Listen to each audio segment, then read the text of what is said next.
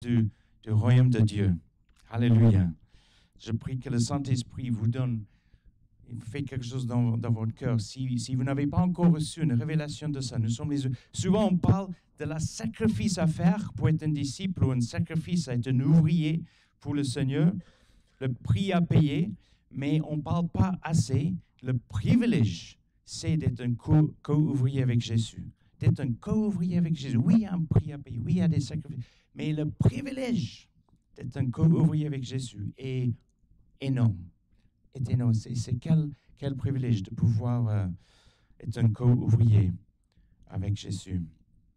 Alors, je tourne votre attention maintenant à la parabole du bon samaritain.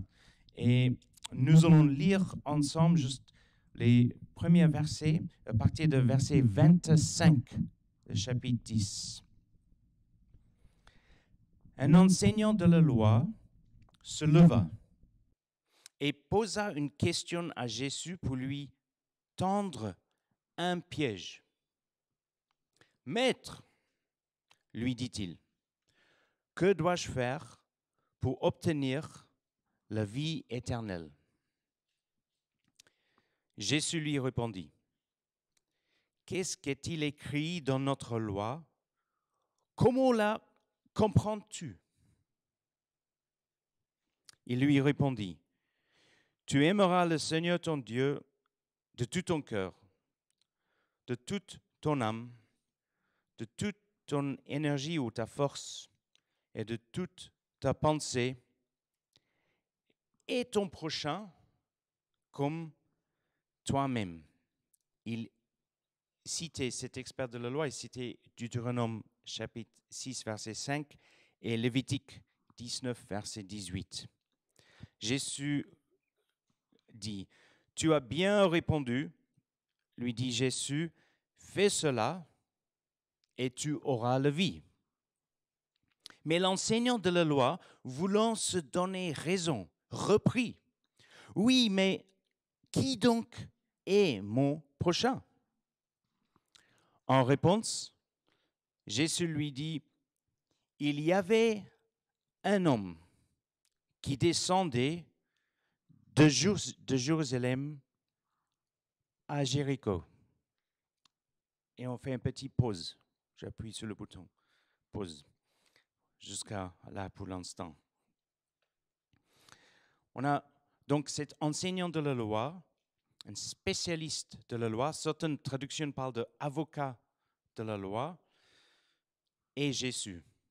Et c'est cet spécialiste de la loi qui vient vers Jésus pour poser une question. Normalement, quand on pose une question, c'est pour apprendre quelque chose. Comme à l'école, on ne sait pas, on ne comprend pas quelque chose, on lève la main, on dit « Je voudrais poser une question » avec le but d'apprendre, avec le but de mieux comprendre, qu'il y a plus de clarté.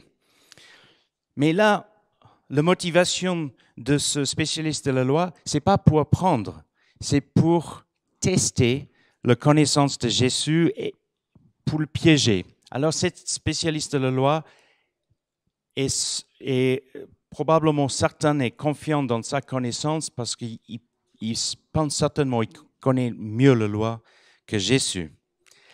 Alors, regardez un petit peu la contradiction. L'enseignant de la loi, verset 25, se leva. C'est déjà un signe de respect. Il se leva pour poser une question à Jésus. Deuxième signe de respect, maître. Il lui dit, maître. Mais c'était une façade. Ce qui se passait vraiment, à part les apparences que ce spécialiste de la loi faisait, en se levant, en appelant Jésus maître, c'est que dans son cœur, il se voyait comme le maître. En 1 Corinthiens chapitre 8, verset 1, c'est écrit « La connaissance enfle, mais l'amour édifie ». Attention, ça ne veut pas dire que c'est pas bien d'avoir de connaissance. Beaucoup de chrétiens souffrent d'un manque de connaissance de la parole de Dieu. Il faut lire le contexte d'1 Corinthiens chapitre 8 pour comprendre ce que veut dire Paul par ce texte, connaissance sans grâce. Connaissance sans connaître la grâce de Dieu, sans une révélation de la grâce de Dieu, sans révélation de l'amour de Dieu, ça enfle, ça nous rend orgueilleux. On est fier de ce qu'on sait, plutôt de qui on est en Christ et qui Christ est pour nous. Mais l'amour édifie. Cette spécialiste de la loi, sans doute, est dans cette catégorie. Très conscient et fier de sa connaissance. Alors, il va poser sa question à Jésus. Il dit, « Maître, que dois-je faire pour obtenir la vie éternelle ?» Sa compréhension de la vie éternelle, c'est, il y a des choses que je dois faire pour l'avoir. Qu'est-ce que je dois faire? Parce que quand on fait les choses pour avoir la vie éternelle, après, on peut être fier de soi. J'ai fait ça, j'ai fait ça, j'ai fait ça, alors je mérite la vie éternelle. Mais Jésus, juste remarque incroyable et super génial comment Jésus s'adapte à ses interlocuteurs. Quand il parle avec des pêcheurs, il peut parler pêche et poisson. Quand il parle avec les agriculteurs, il peut utiliser un vocabulaire qui vient du monde agricole. Et quand il parle avec des théologiens de haut niveau d'études en théologie, il sait parler avec eux. Et Jésus lui demande, il répond simplement avec une question, qu'est-ce qu'il est écrit dans notre loi et comment la comprends-tu? Les choses sont inversées. Un petit peu maintenant, le spécialiste de la loi, il donne sa réponse. Et c'était une discussion. Donc, les commentateurs disent qu'à cette période, les spécialistes de la loi aimaient prendre du temps pour avoir les longues discussions, les longs débats théologiques. Et notamment, c'était une des questions. Et la deuxième question qui est ton prochain, c'était aussi un des sous-débats par beaucoup de spécialistes de la loi. Alors, ils répondent avec la réponse que nous avons lue tout à l'heure. Et Jésus dit, fais cela et tu auras la vie. Mais ça ne plaît pas à cette spécialiste de la loi. Pourquoi? Parce que lui, il voulait avoir le dernier mot. Il voulait être le maître. Et là, c'est Jésus qui prend la place du maître, qui a dit « Tu as bien répondu ». C'est le spécialiste de la loi qui voulait dire « Tu as mal répondu » ou « Tu as bien répondu ». Il voulait avoir cette phrase-là. En plus, aimer Dieu avec toute notre force, toute notre âme, toutes nos pensées, c'est la perfection. Je ne connais pas une personne, moi je ne suis pas en mesure d'aimer Dieu de cette façon 24 heures sur 24 et notre prochain comme soi-même. Peut-être vous êtes en train de dire dans votre tête, Tim, quand même. Et c'est quand la dernière fois tu étais en colère auprès de quelqu'un et tu n'as pas senti beaucoup d'amour pour une tierce personne, comme quelqu'un dans notre quartier qui a fait un rodeo dans notre quartier, dans un champ en face de notre maison, et j'ai senti mon sang monter de colère.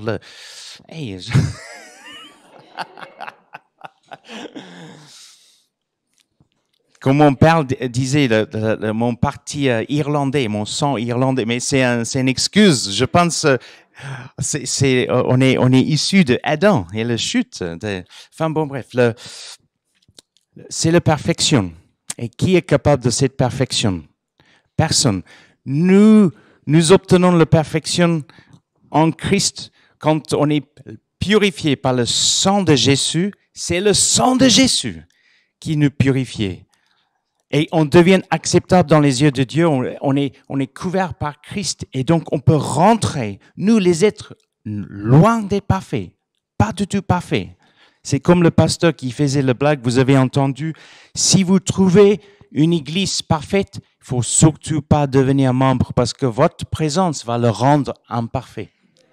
Donc, nous, avec toutes nos imperfections, mais après avoir reçu la grâce de Dieu, on peut rentrer dans la présence d'un Dieu parfait.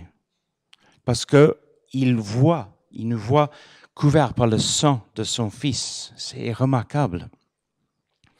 Alors mais cet spécialiste de la loi, il est fixé sur ce qu'il doit faire. Okay, qu'est-ce que je dois faire? Qu'est-ce que je dois faire pour avoir la vie éternelle?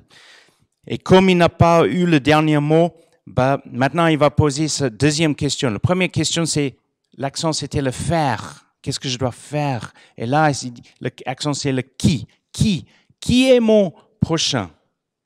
Il veut une définition.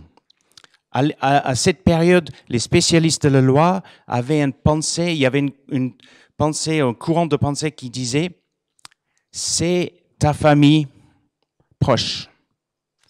Tu dois faire du bien à ton prochain, aimer ton prochain comme toi-même, c'est la famille. D'autres courants disent « c'est notre tribu ». D'autres courants, c'est la famille, c'est notre tribu, c'est tout le peuple juif. Et le reste, tu n'es pas obligé de les aimer comme toi-même, mais tu dois aimer au moins tout le peuple juif. Il veut une définition sur qui. Jésus va pas lui donner une définition. Jésus va lui expliquer que ton prochain, c'est une personne à découvrir. C'est une rencontre. Il n'y a pas une catégorie de qui est ton prochain. C'est pas une définition, c'est une découverte à faire. Alors Jésus, qui aurait pu donner une réponse simple et directe, et c'est comme ça on répond aussi. Quand quelqu'un nous pose une question, souvent on va donner la réponse directement. Mais Jésus va lui raconter une parabole, et ça commence avec « il y avait un homme ». C'est comme, ça nous rappelle de quand on raconte une histoire à nos enfants. Il y avait une fois, et on raconte, il y avait un lapin dans la forêt. Mais là, c'est une histoire à laquelle tous les Juifs peuvent s'identifier. Tout le monde, c'est une parabole. Il y avait un homme qui descendait de Jérusalem à Jéricho. Pourquoi Jésus répond à cette deuxième question avec une parabole? Parce qu'à travers la parabole, Jésus voudrait que cet spécialiste de la loi, il trouve la réponse lui-même à sa propre question. Vous voyez? Comme ça, il ne peut pas essayer de rentrer dans un débat avec Jésus. Jésus va lui donner une parabole et c'est à lui à trouver et découvrir la vérité et la réponse à sa propre question. Comme quoi il était dès le début capable à raisonner lui-même dans sa propre tête et dans son cœur à trouver la bonne réponse. Alors, lisons ensemble la parabole qu'on connaît si bien. Il y avait un homme qui descendait de Jérusalem à Jéricho. Quand il fut attaqué par des brigands, ils lui arrachaient ses vêtements, le rouaient de coups et s'en allèrent, le laissant à moitié mort. Or, il se trouva qu'un prêtre descendait par le même chemin. Il vit le blessé et, s'en écartant, poursuivit sa route. De même aussi, un lévite arriva au même endroit, le vit et, s'en écartant, poursuivant sa route. Petite pause là. Prêtre, lévite, forcément on va arriver en troisième personne. Cette histoire a besoin d'un héros. On a besoin d'un héros qui va avoir compassion sur cette personne, venir à son secours. Logiquement, la troisième personne devait être un juif. Prêtre, lévite, un juif. C'est censé, quelqu'un dans le peuple d'Israël. Mais surprise, pour cette spécialiste de la loi, Jésus continue avec la parabole. Mais un Samaritain qui passait par là arriva, près de cet homme. Petite pause. Les Juifs détestaient les Samaritains, les voyaient comme c'était une demi-race de Juifs, qui les voyaient comme un peuple qui a mélangé suite à quand les Assyriens ont occupé leur terre, qu'il y a un mélange de paganisme ou idolâtrerie avec certains aspects du judaïsme et la loi d'Israël. Et il y a même un moment d'appeler quelqu'un un Samaritain, c'était un des pires insultes qu'on pouvait faire à quelqu'un. On a fait ça à Jésus. Vous pouvez lire, si vous prenez des notes, Jean chapitre 8, verset 48. On dit à Jésus, « Tu n'es que un Samaritain et tu as un démon en toi. » C'est presque, voilà, avoir un démon en toi, c'est presque être comme un Samaritain. Vous voyez à quel point les Samaritains étaient mal vus. Intéressant, si à la maison de cet après-midi, si vous lisez Jean chapitre 8, la réponse de Jésus, vous savez, quand nous, on est un peu sur le défensif, quelqu'un te dit, ah, t'es ça, t'es ci, on dit, non, non, je suis pas ça. On peut être un peu sur le défensif. Et Jésus, on dit, t'es qu'un Samaritain, t'es un démon en toi. Et Jésus dit, j'ai pas un démon en moi. Et il donne son explication. Mais il dit pas, je ne suis pas un Samaritain. Ça lui mettait égal. C'était stupide comme insulte. Parce que lui, il n'avait pas honte d'être associé avec les Samaritains. Parce que lui, il n'a pas honte d'être associé avec les hommes et les femmes. Lui, il n'avait pas honte de prendre mes péchés, vos péchés, le péché du monde sur une croix. Lui qui était complètement innocent. Alléluia. Merci Seigneur. On continue la parabole. Mais un Samaritain qui passait par là arrive près de cet homme. En le voyant, il fut pris de pitié. D'autres traductions, de compassion. Il s'approcha de lui. Les autres se sont éloignés de lui. Il s'approcha de lui, soigna ses plaies avec de l'huile et du vin, les recouvrit des pansements, puis le chargea sur sa propre mule, sur son âne, et il l'amena dans une auberge où il le soigna de son mieux. Le lendemain, il sortit 2 pièces d'argent, les remit à l'aubergiste et lui dit, prends soin de cet homme et tout ce que tu auras dépensé en plus, je te le rembourserai moi-même quand je repasserai.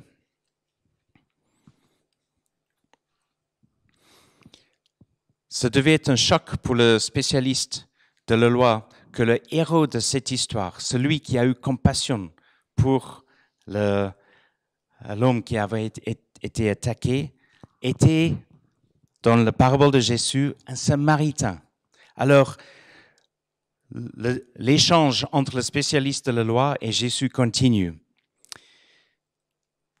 Et Jésus ajoute à verset 36, « À ton avis,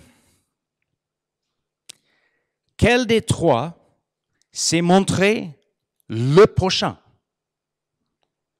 de l'homme qui avait été victime des brigands? » Et le spécialiste de la loi répond, verset 37, « C'est celui qui a eu pitié, qui a eu compassion de lui. » Lui répondit l'enseignant de la loi. « Eh bien, va et agis de même, lui dit Jésus. » Vous voyez comment ce spécialiste de la loi, il peut même pas prononcer le mot, le Samaritain. Il peut pas dire, l'héros dans cette parabole, c'est le Samaritain. Il dit, c'est l'homme qui a eu compassion. En même temps, c'est bien, parce que on montre l'aspect de la compassion qu'il y a eu pour l'homme qui était attaqué. Va et agis de même, lui dit Jésus. Les amis, quelle que soit la croyance par rapport à Jésus, il y a beaucoup qui rejettent Jésus complètement.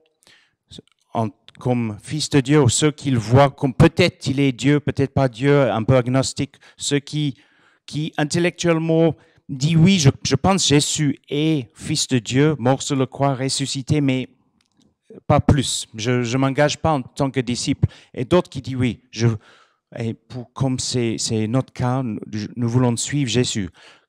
Jésus restera. Il était, il est, il restera le maître. Il aura toujours le dernier mot. Son intelligence, on ne peut pas le sonder. Ça nous dépasse. Et il est le maître. Et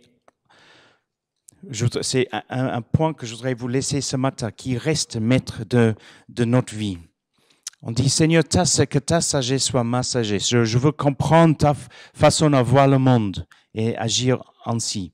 Mais pour conclure, il y a donc cette explication pour nous aider à comprendre qui est notre prochain.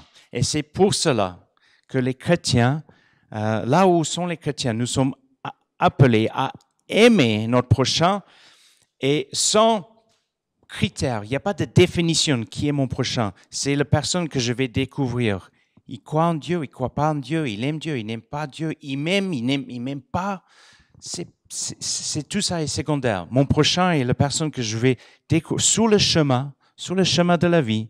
On va rencontrer des gens et à toutes ces personnes, nous pouvons les aimer et qu'à travers nous, quelque chose, l'amour de Dieu, la grâce de Dieu est communiqué. Mais les amis, dans cette parabole, il y a un parallèle entre le Samaritain et Jésus qui est très profond. Nous, on pense, moi je pensais avec cette parabole que c'est simplement une histoire que Jésus a donnée à cette spécialiste de la loi pour lui aider à comprendre qui est son prochain. Mais dans un sens codé dans cette parabole, il y a l'évangile. Il y a un parallèle avec Jésus lui-même. Il y a plusieurs choses. Première chose, comme c'est le Samaritain qui a eu compassion pour l'homme attaqué, Dieu a compassion pour l'humanité et par compassion, il a donné son fils Jésus pour prendre notre place sur la croix. Dieu a agi. Il n'a pas dit, oula, je ne vais pas d'histoire, je ne vais pas m'en mêler. Non, Jésus est venu sur terre, il a pris la forme humaine et il a vu l'état dans lequel on était. Comme cet Samaritain a vu l'état dans lequel était cet homme, Dieu a vu l'état dans lequel est l'humanité et il est devenu un homme. Dieu incarné, Jésus qui a pris la forme humaine par compassion pour nous. Deuxièmement, le Samaritain il verse de l'huile et de vin sur le plaie. Imaginons pour un instant, les plaies représentent toutes les blessures de l'humanité, les cœurs brisés, toutes les conséquences du péché. L'huile parle de l'onction du Saint-Esprit, mise à part pour Dieu. Quand on place notre foi en Christ, il y a Dieu qui vit en nous par son esprit. On est mis à part pour Dieu. Le vin, symbole du sang de Jésus, le pardon de nos péchés. Et cette huile et cette vin, comme ça, c'était une façon de guérir les plaies à cette époque. Peut-être le vin pour désinfecter un petit peu. L'huile, il y a tout des aspects médicaux qui étaient utilisés à cette période. L'évangile dans nos cœurs, guérir le cœur de l'homme, permet que nous puissions être réconciliés avec Dieu et ensuite réconciliés entre nous. Les couples qui vont mal, qui crient à Dieu, disent Seigneur, on a besoin de ton aide. Et une réconciliation pour sauver un mariage. La relation entre enfants et parents qui vont mal, on peut crier à Dieu, Seigneur, je viens, on a besoin de réconciliation entre nous et entre les hommes en général. Ensuite, le Samaritain, il chargera l'homme sur son mule, sur son âne. C'est une image d'humilité. C'est le Samaritain aurait pu juste rester aurait laissé l'homme à bord de la route. Voilà, j'ai mis un peu d'huile, un peu de vin, j'ai mis un bandage. Mais bonne chance, débrouille-toi. Non, il met sur son mule et c'est lui qui marche maintenant.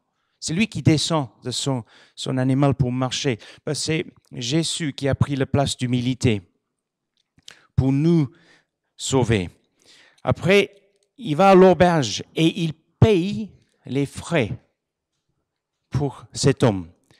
Il faut comprendre à cette époque, c'est très important parce que quand on a une dette, si le Samaritain n'avait pas payé d'avance les frais de son séjour dans cette auberge, au moment où il pouvait se lever, il aura une dette à payer envers l'aubergiste.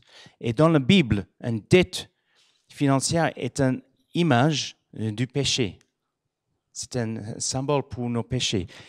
Et dans cette période, quand tu as une dette et tu ne peux pas le payer, soit tu rentres dans un état d'esclavage et tu travailles jusqu'à ton dette est remboursée, soit tu es mis en prison. Ce n'est pas du tout comme aujourd'hui.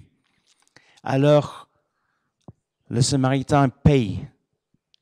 Il paye pour que cet homme, au moment où il peut se lever et sortir de l'auberge, il n'aura pas de dette. Il sortira debout, guéri et libre. Et c'est ce que Christ a fait pour nous. Il a payé nos dettes à la croix, que nous puissions être debout et libres.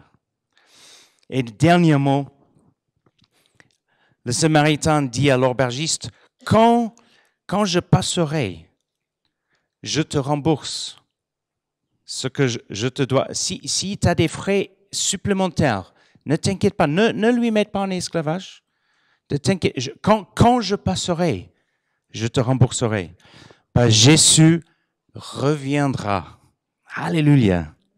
Jésus va revenir. On ne sait pas quand, seulement le Père sait.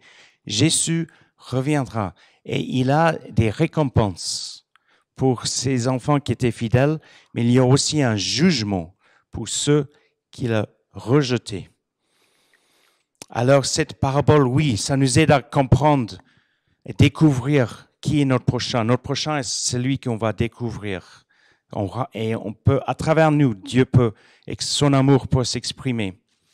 Mais cette parabole est aussi une parabole, la bonne nouvelle de Jésus. L'évangile qui est raconté également dans cette parabole. Et Jésus n'avait pas honte d'être associé avec ce Samaritain. Comme Jésus n'a pas honte d'être associé avec toi ou moi. Alléluia. Ça, c'est l'amour de Dieu. Ça, c'est l'amour de Dieu. Est-ce que je peux vous inviter à vous lever? Je vais prier pour vous.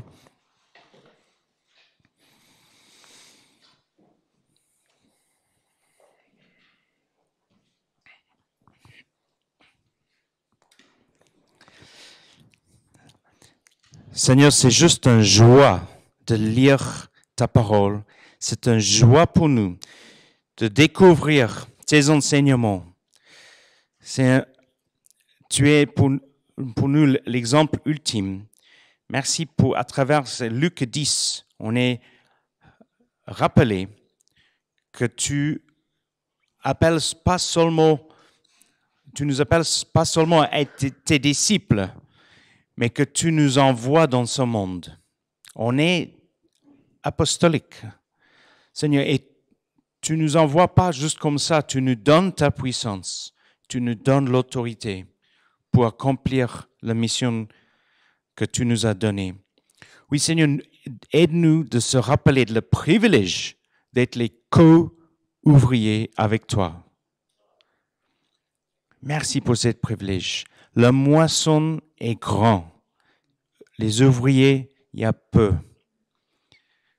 Demande au Seigneur qu'il envoie les ouvriers. Seigneur, merci pour cette parabole qui nous fait comprendre que notre prochain est la personne qu'on va découvrir sur notre chemin, sur la route. Et on ne pose pas de question s'il est méritant d'être soigné ou aidé ou d'amour. On va juste être une source de bénédiction. Et que quelque chose de ton amour et ta bonté et ta grâce soit communiqué à travers nos interactions avec nos prochains, dans le nom de Jésus. Et merci pour l'Évangile. Merci que tu as eu compassion pour nous. Tu as versé l'huile et le vin sur les plaies de nos péchés. Seigneur, tu nous as payé notre dette et tu reviens. Nous te bénissons pour cela. Amen. Amen. Amen. Juste avant de terminer à prier, et peut-être, oui, Monica, Valérie, vous pouvez vous installer. Je vais juste inviter, on va prier pour Juliette. Je viens, Juliette, et j'invite tous les jeunes de venir devant. Même toi, Peter, tu peux poser le casque 2 minutes. Et Clara, viens. Et oui, viens, Jonah. Juliette, dis-nous oui, vous pouvez peut-être vous asseoir. Oui, ça peut être plus simple. Dis-nous en 2 mots. Qu'est-ce que tu vas faire pendant les 3 mois qui viennent? Du coup, je pars jeudi pendant 3 mois en Allemagne pour un voyage d'échange linguistique. Donc, je serai dans une famille chrétienne pendant 3 mois pour découvrir la langue, la vie là-bas et faire de nouvelles connaissances et surtout repartir avec une très belle aventure, j'espère. Donc, dans quelle ville? Je vais à Rostock, au nord de l'Allemagne, à la mer Baltique. Voilà. Donc, on va pas voir Juliette pendant 3 mois. Je dis à Raphaël et Sylviane, quand on reçoit des nouveaux membres, on reçoit toute la famille. Toute la famille devient membre. Donc, on va avoir ce moment de prière pour tes parents dimanche prochain. Donc, toute la famille Lebel est membre de l'Église, mais c'est les majeurs qui recevront les convocations. Mais tu es déjà membre. Et tu es déjà dans nos cœurs. Viens, Karine, viens. Et je vais demander, peut-être tu peux avancer 2 pas, et les jeunes de se mettre autour de Juliette. Et est-ce qu'il y a 1 ou 2 jeunes d'accord de prier pour Juliette? Et on va juste qu'elle part avec une bénédiction de l'Église et que le Seigneur lui protège pendant ces 3 mois. Qui veut aller en premier?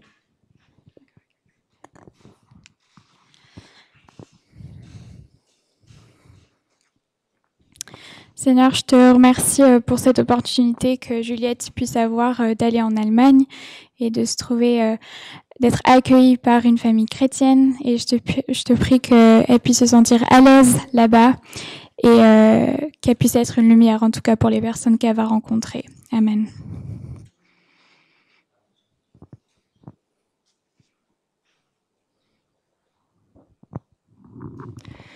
Oui, Père, nous te remercions pour cette opportunité que tu donnes à Juliette. Nous te remercions de ce qu'elle va faire le voyage avec toi. Nous te prions de garder son départ, de garder son arrivée, de bénir le temps qu'elle passera là-bas. Et tu as déjà tout prévu pour elle. Et c'est toujours un peu l'excitation, mais aussi un peu la crainte de se jeter comme ça dans le vide. Mais elle peut compter sur toi. Et c'est une super opportunité que tu lui donnes. Bénis aussi la famille d'accueil avec laquelle elle sera. Bénis les personnes avec qui elle sera en contact, qu'elle puisse vraiment être un témoin de toi dans cette aventure. Pour ta gloire. Amen.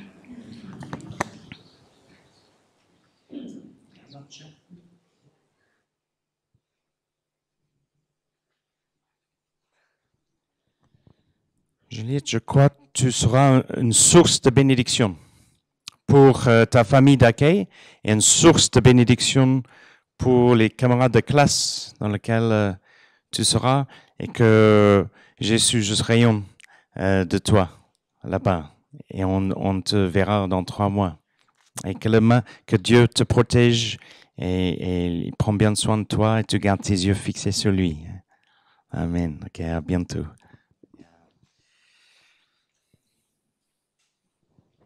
Merci les jeunes. Je vous invite à vous lever. On va terminer notre culte avec un chant.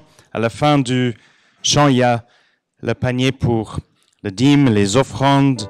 Et si vous voulez faire un don à l'AFP Bethesda. Mais si ce matin, quelque chose, à certains moments dans le culte, tu as senti que le Seigneur t'a parlé. Ça, c'est l'action du Saint-Esprit. Tu te sens interpellé par quelque chose que le Seigneur t'a dit dans ce culte. On sera présents pour prier avec toi après le culte. Ça sera notre privilège. Si tu as besoin d'une guérison, d'être touché dans ton corps, dans ta santé, dans tes émotions, ou n'importe, venez devant. On peut avoir un temps de prière avec toi. Oui, le Seigneur a payé notre dette, il a pardonné nos péchés. Soyons dans la joie.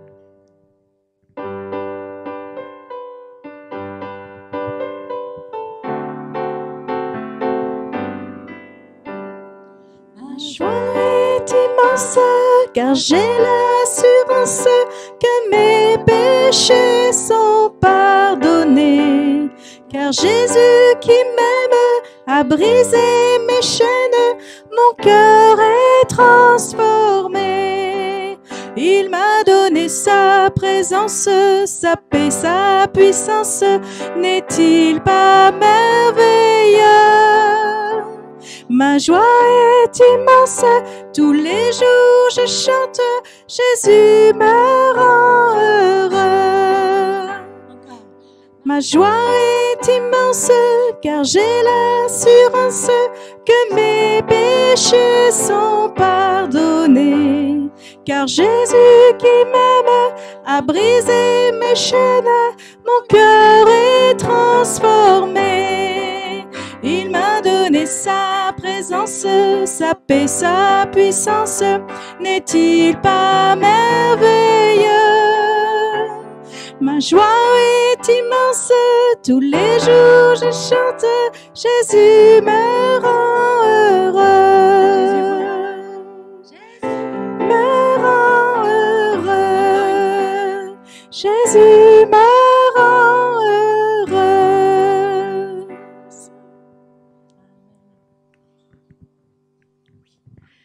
Bon culte à tous et que le Seigneur, bon dimanche et que le Seigneur vous raccompagne dans vos demeures. Soyez bénis.